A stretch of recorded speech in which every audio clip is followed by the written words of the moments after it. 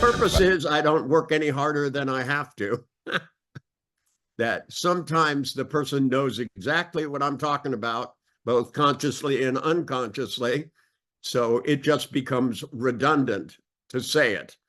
And I mostly wanted an unconscious response. I wanted an unconscious search so that they wouldn't just pull up things that were easy to remember, but things that fit the same feeling. And the answer to whether you can do this with other states of consciousness, of course. Giggling is, for the most part, involuntary.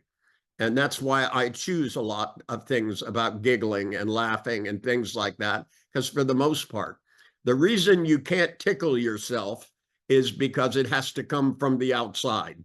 It's a response, and it's immediate, overwhelming, and floods you with all the right neurochemistry to be able to take a different look at something.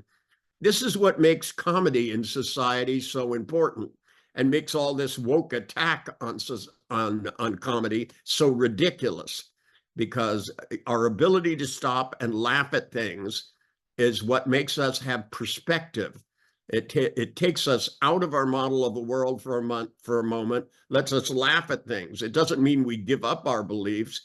It just means we don't take them so seriously that we do stupid things. I mean, if you look at our college campuses right now, there are just people doing absolutely ridiculous things. They should be going to school. If you pay $90,000 to go to a college, you should get every ounce of knowledge you can get out of it so that your degree means something. And the fact that, you know, these people are concerned about world events and all of these stuff is lovely, but it doesn't mean they need to go to the lengths they are. They need to learn to laugh at it a little bit and get a perspective and maybe some accurate history. They should at least be able to spell Palestine. I mean, if you can't laugh at that and you're the person that wrote it down, you're in trouble. You're going to have bad feelings about everything for the rest of your life. If it isn't this issue, it'll be another issue. You'll spend so much time in stress, and our ability to giggle and laugh at things and generalize that to other things resets our neurology so that we can think clearer and get smarter. The goal of living is adaptation, and that really means that we've got to get outside of all of this strong ideology. Ideology becomes blind, and being blind as a human being is how you get in trouble. If you know that they were interviewing people on the news, and there were people that they would ask them a simple question, and they would go, "Well, I think that's a false narrative." Well, the fact that you think it doesn't make it true.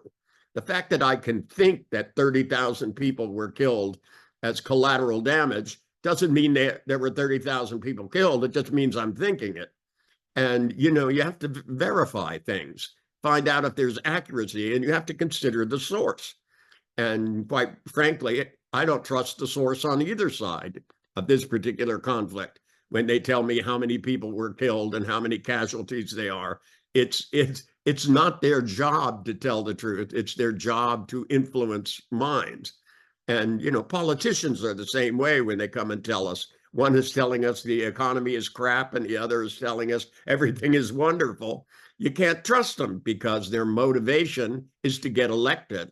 You have to examine your own life and go to the supermarket and check the prices, and go to the gas pump, check your 401k. You can figure out if you're better now than you were 4 years ago. You don't need a politician to tell you the truth. You don't need a minister to tell you the truth. You don't need an adult to tell you the truth. You need sources of information so you can verify. And you cannot trust everything on the internet. Consider the source. Somebody put it there and they bothered to put it there, so they probably had an ulterior motive. It's like an ad, they make a lot of claims in ads. It doesn't make them true.